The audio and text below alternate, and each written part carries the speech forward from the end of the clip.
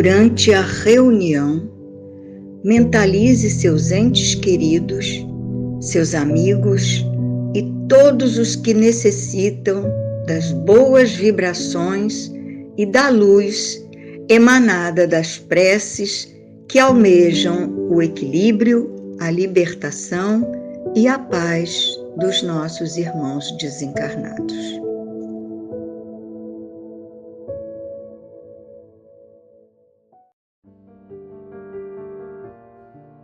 Justiça divina. No grande adeus, cerraste os olhos dos entes amados, orvalhando-lhes o rosto inerte com as lágrimas que te corriam da ternura despedaçada, e inquiriste, sem palavras, para onde se dirigiam no grande silêncio. Disseste adeus, procurando debalde aquecer-lhes as mãos frias, desfalecentes das tuas, e colaste neles o ouvido atento, no peito hirto, indagando do coração prostrado a razão por que parou de bater. Entretanto, o vaso impassível nada pode informar quando a destinação do perfume. Ergue as antenas da prece no santuário da tua alma e perceberás o verbo inarticulado dos que partiram. Saberás então que te comungam a dor, estendendo-te as mãos ansiosas. Arrojados à vida nova, querem dizer-te que ressurgiram, extasiados perante o sol que a imortalidade lhes apresenta. Suspiram por transfundir a saudade e o amor no cálice da esperança, para que não desfaleças. Libertos do cárceres em que ainda te encontram, rogam-te paz e conformação, para que possam, enfim, demandar a renascente manhã que lhes acena dos cismos. Não lhes trave nos ombros a cruz da aflição, nem lhes turve a mente o nevoeiro de pranto que te verte da angústia.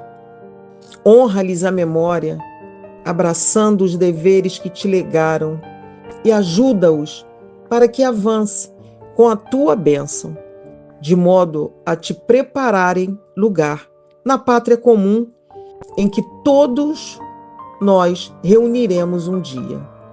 São agora companheiros que te pedem fidelidade e consolo para que te confortem, à maneira da árvore que solicita rega na fonte, a fim de preservá-la contra a secura. Ante o fel da separação, trabalha com paciência e confia neles.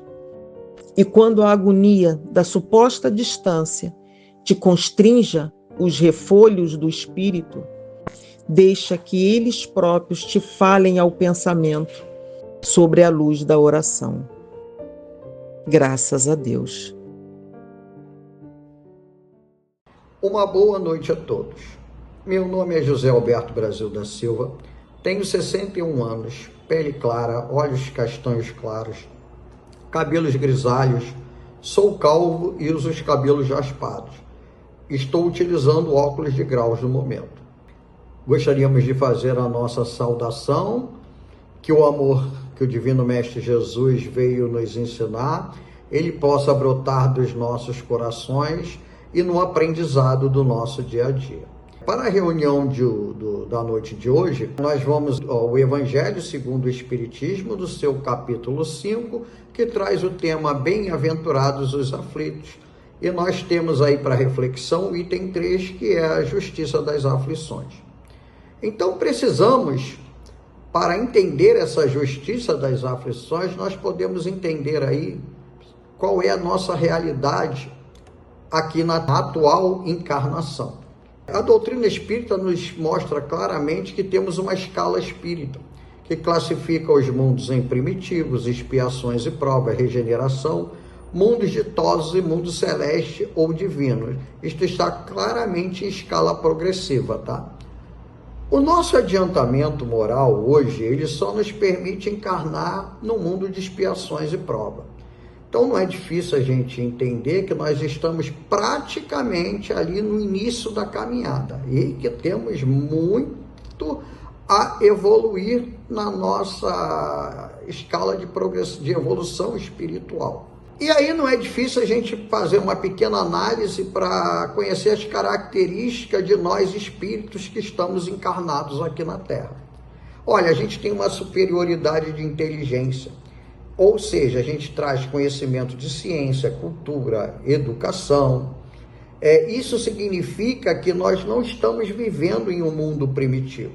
Nós trazemos também, ao encarnar aqui, as qualidades inatas, que são aptidões, traços de personalidade, com os quais são as provas que nós, espíritos aqui na Terra, já vivenciamos outras encarnações e realizamos progresso. Mas também nós temos que reconhecer que temos vícios numerosos, que são os indícios da nossa imperfeição moral. Então, observando a Terra nesse exato momento, nós podemos observar que estamos convivendo com guerra, violência, corrupção, injustiça, entre outras situações.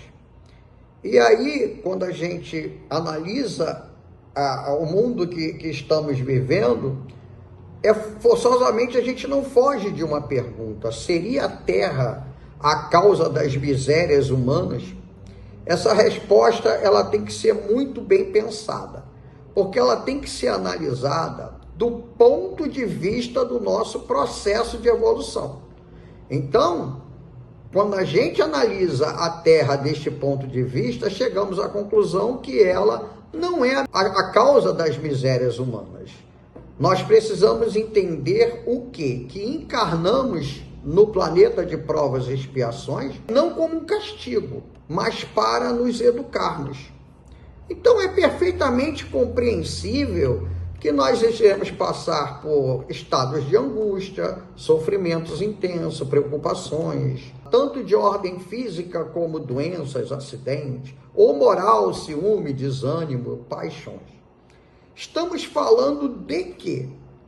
Estamos falando das nossas dores, das nossas aflições. Toda dor que se apresente na nossa vida, ela precisa ser conduzida de maneira inteligente. Primeiro, nós temos que acolher essa dor, reconhecer que temos que passar por essa situação de momento, sem revolta. Depois, nós temos que aceitar a dor. A dor ela precisa ser processada, sem julgamento.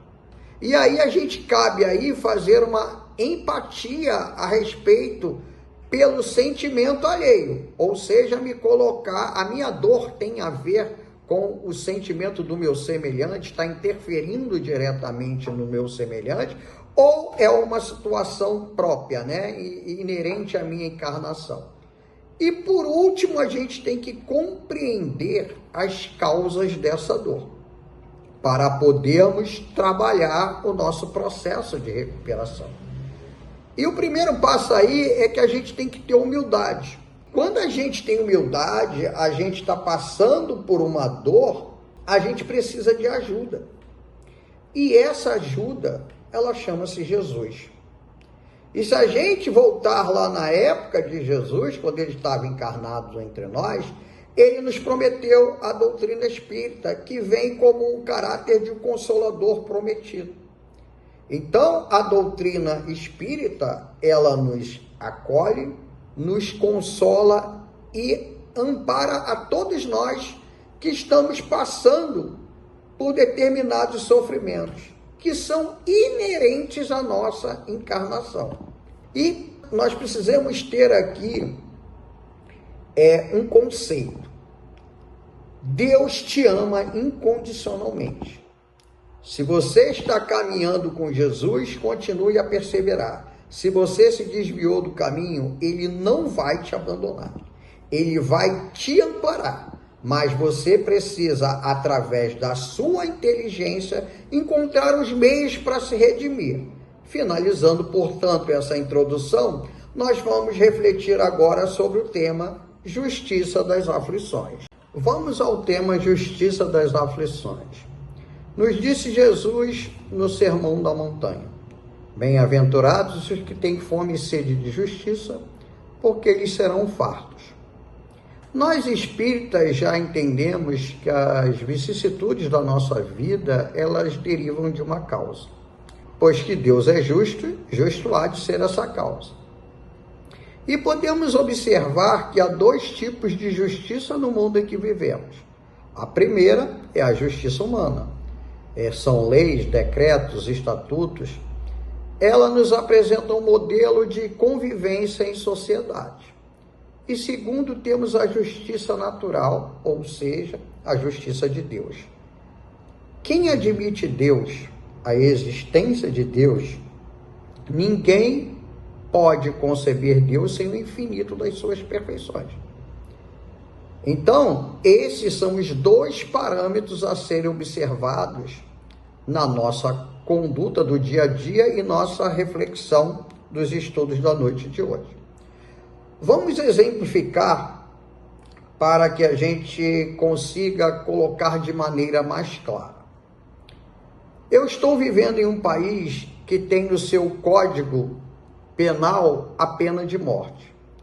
Se alguém tira a vida de um pai de família, ele é condenado. A execução dessa pena vai trazer de volta a vida desse pai? Vai reparar todas as consequências que essa família venha a sofrer? Ou seja, na educação, na moradia, na alimentação e todas as privações que a falta desse pai está causando? Certamente que não. Portanto, a lei humana, ela atinge certas faltas e as pune. Nós temos que tirar esse indivíduo que está tirando a vida do seu semelhante da rua. Mas a justiça humana, ela não consegue fazer a sua justiça completa. Então, nós precisamos compreender os limites da justiça humana. Ela precisa ser integral, perfeita e reparar todo o mal. E o Livro dos Espíritos, ele traz algumas perguntas sobre esse tema na pergunta 873. Kardec pergunta aos espíritos: o sentimento de justiça está na natureza ou é resultado de ideias adquiridas? A resposta dos espíritos: eles está de tal modo na natureza que nos revoltais às simples ideias de uma injustiça. Ora, nós somos a essência da criação divina. Então, o amor de Deus está em nós. E esse sentimento de justiça, ele está na nossa consciência. E aí ele faz a pergunta 875. E como se pode definir a justiça? A resposta dos espíritos: a justiça consiste em cada um respeitar os direitos dos demais. Ou seja, meu direito termina onde começa o do semelhante. E aí ele tem uma sub-pergunta A que vai corroborar com o nosso conceito de justiça. O que é que determina esse direito? Duas coisas: a lei humana e a lei natural. Como falamos, a lei humana, ela vai regular apenas algumas relações sociais. Elas são atualizadas com o tempo através do nosso processo de evolução. Agora, tem que ficar muito compreendido que a lei natural, ela está inserida na vida particular de cada um de nós. Ela é uma imensidade de atos unicamente da alçada do tribunal da nossa consciência. Compreendido bem as características da justiça humana e divina, nós precisamos recorrer aí ao Livro dos Espíritos na escala espírita, nas perguntas 100 a 113, que vai trazer o grau de adiantamento dos espíritos. Os espíritos admitem, em geral, 3 categorias no seu grau de adiantamento: espíritos de primeira ordem, que são os espíritos puros; o de segunda ordem, que são os bons espíritos; e nós temos o de terceira ordem, que são espíritos imperfeitos. Quais são o grau de adiantamento desses espíritos? Bom, vamos lá. É a predominância da matéria sobre o espírito e pela propensão para fazer o mal, é a ignorância, é o orgulho, é o egoísmo e todas as paixões que são consequentes a esses vícios. Ou seja, esse é o nosso grau de adiantamento de espíritos encarnados aqui na Terra. E aí nós vamos fazer uma pergunta. Como espíritos imperfeitos podem realizar trabalhos perfeitos? O ser humano imperfeito vai apresentar um resultado perfeito? E esse questionamento, Kardec ficou na sua mente e ele fez a seguinte pergunta no Livro dos Espíritos, é a pergunta 879. Qual seria o caráter do homem que praticasse a justiça em toda a sua pureza?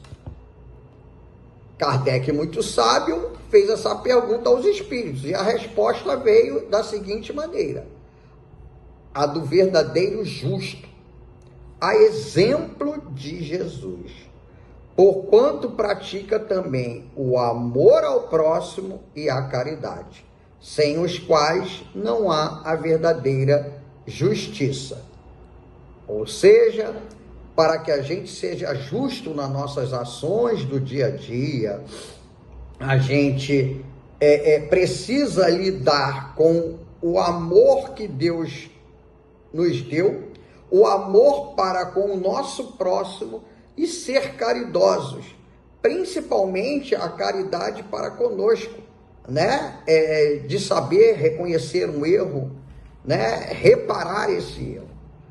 Esse é o verdadeiro conceito do homem justo. Então nós estamos falando aí, para nos auxiliar, do capítulo 11 do Livro dos Espíritos, da lei de justiça, amor e caridade, tá? Não é justiça, vírgula, amor, vírgula e caridade. É uma unicidade, é justiça, amor e caridade juntas, acompanhando junto. Porque quem entende a justiça de Deus, quem admite Deus, ninguém pode conceber Deus sem o infinito das suas perfeições.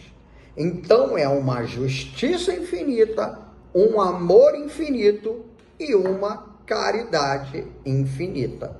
E para nos ajustar aos conceitos de justiça natural, a doutrina espírita nos apresenta no livro O Céu e o Inferno, no capítulo 7, As Penas Futuras, o Código Penal da Vida Futura.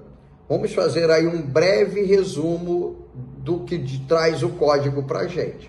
Nós espíritos sofremos na vida espiritual as consequências de todas as imperfeições que não conseguimos corrigir na vida corporal, trazidas de outras vidas, ou adquiridas dessa vida também.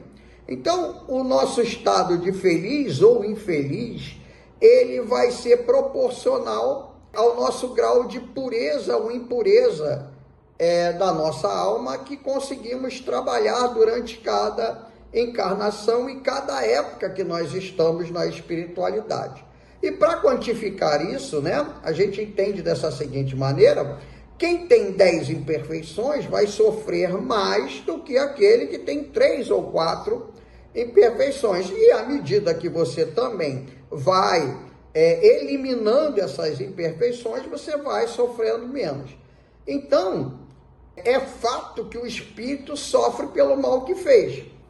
E se ele tem a atenção constantemente dirigida para as consequências do mal que praticou, ele vai melhor compreender os inconvenientes que vai trazer na próxima encarnação e vai tratar de corrigir-se. Para isso, o arrependimento, ele é o primeiro passo para a nossa regeneração.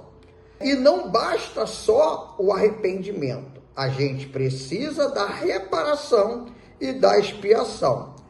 Portanto, arrependimento, reparação e expiação constitui, portanto, as 3 condições necessárias para pagar os traços de cada falta e suas consequências. Então, o arrependimento aí, ele vai suavizar as amarguras da expiação que vamos ter lá na frente. Abrir para a gente uma esperança do caminho da reabilitação. Olha, eu estou arrependido, eu posso me reabilitar. Ou seja, eu vou me colocar no lugar do meu semelhante, por exemplo, e ver ali o que eu não quero para mim, eu não quero para ele. Mas só a reparação, contudo, pode anular o efeito dessa expiação, destruindo a causa. Ou seja, eu vou devolver aquilo que eu tirei do meu semelhante, seja de ordem física ou de ordem moral. Porque, do contrário, o perdão seria uma graça, não uma anulação. Olha, eu erro a minha vida toda. Quando está lá no final da vida, eu me perdoa, aí eu recebo o perdão eterno e vou caminhar na felicidade. Não, o perdão ele precisa ser trabalhado e conquistado. Então, é fundamental que no nosso dia a dia fazemos uma análise das nossas ações. Eu estou prejudicando o meu semelhante ou meus atos só a mim está prejudicando? Quais são as consequências dos meus atos, né? Então nós temos que ter bem isso em mente. E a gente também tem que ter conhecimento do auto-perdão. Porque se eu prejudiquei alguém, eu preciso me perdoar. Ao motivo que eu aceito que eu errei e que eu me perdoo, eu vou criar a coragem e vou pedir perdão ao meu semelhante. E se prejudicou, né, tenha a humildade de reparar o mal que fez. Então, para concluir aí essa breve colocação do Código Penal das Vidas Futuras, a necessidade de reparação, ela é um princípio de rigorosa justiça, tanto divina como natural, que se pode considerar verdadeira lei da nossa reabilitação moral como espíritos. Colocamos anteriormente que a reparação depende de 3 pilares: arrependimento, reparação do mal, que são as nossas provas, e expiação. Vamos à particularidade de cada um aí. Arrependimento significa educar o uso do livre-arbítrio, ou seja, voltar para o caminho que nos conduz a Deus, o caminho reto, né? O caminho da nossa evolução, é voltar para o caminho da nossa evolução espiritual. E no primeiro sinal de arrependimento, Deus faz com que abra a nós a esperança, para que a gente possa nos conduzir neste processo de arrependimento. Tem uma particularidade aí, né, que a gente fala do uso do livre-arbítrio. No mundo de provas e expiações, todo mundo que não sabe usar livre-arbítrio tem livre-arbítrio. É uma curiosidade, né? E esse livre-arbítrio, ele tem influência direta nas consequências daquilo que fazemos no nosso dia a dia. Então, nos arrependemos e agora nós vamos para a reparação do mal, que não são as nossas provas, né? E o único meio de evitar e atenuar as consequências futuras de uma falta, ela está em reparar desfazendo no presente. Então não deixa para amanhã aquilo que você pode fazer hoje. Se você não se entende com seu amigo, procura se entender nesta encarnação. Até porque se isso virar uma relação de animosidade pequena e terminar em ódio, isso pode voltar num processo obsessivo. Então, quanto mais demorarmos em reparar uma falta, tanto mais penosa será rigorosa as penas do futuro e suas consequências. Então, a situação do espírito no mundo espiritual não é senão por si próprio se preparar na vida corpórea. Olha, desencarnei, estou lá em cima, né? Cheguei lá, agora eu vou fazer uma análise daquilo que eu fiz de certo e de errado. E tudo aquilo que eu fiz de errado, eu vou precisar descer para reparar, né? Então, eu já vou fazendo essa preparação na vida espiritual. Se eu vou aceitar e executar esse processo aqui na vida corpórea vai depender da minha predisposição, porque senão eu vou somatizar essa minha falta para outra encarnação e a consequência será maior. Então, nós temos uma ficha técnica, né? Um relatório de todas as nossas ações. E essa lista, ela tem os danos daquilo que a gente tem que reparar. Ou voluntariamente ou compulsoriamente, mas vamos precisar reparar. Isto é um fato. E aí nós vamos chegar na expiação. Nós colocamos lá a exemplo, a situação de um espírito que tira a vida do seu irmão. Na próxima encarnação, alguém vai tirar a vida dele. Porque a expiação é isso, você se colocar no lugar do outro, ou seja, de uma maneira de ditado popular, você colocou pimenta nos olhos dos outros, agora alguém vai colocar pimenta nos seus olhos. Mas por que isso é uma maldade? Não, porque a gente precisa experimentar todos os lados para distinguir o bem do mal. E a gente só entende a justiça quando dói em nós, quando nós somos impactados, tá? Finalizando, portanto, para a gente se preparar, para a gente ter uma conduta, para se posicionar nesse Código Penal da vida futura, nós temos aí a Lei de Justiça, Amor e Caridade, como colocamos anteriormente. Ela vai proporcionar a experiência necessária para que você trabalhe no seu processo de evolução espiritual em busca da felicidade da alma.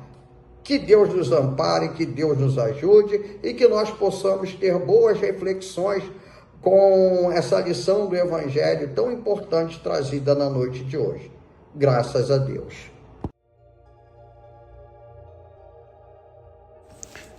Senhor Jesus, uma das aflições que temos na atual encarnação é aceitar a separação. Entender que o nosso irmão cumpriu sua jornada e precisa voltar à pátria espiritual. Que esse retorno possa ser acompanhado do dever cumprido, das alegrias proporcionadas por ele entre amigos e familiares.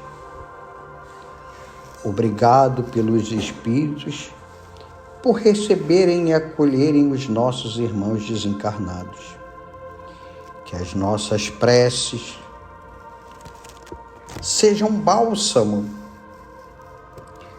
para suavizar e acalmar, na certeza de que possamos trabalhar essa saudade. Que esse momento ele possa ser de entendimento para nós que ficamos.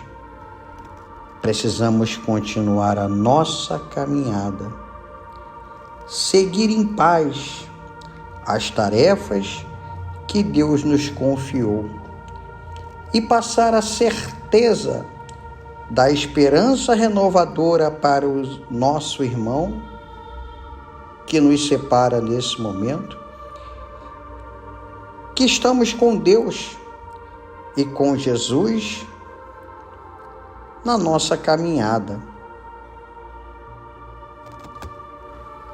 Que as lágrimas possam ser sempre de saudade, de ternura, da convivência, do respeito e da fraternidade entre nós quando estávamos juntos no plano encarnado.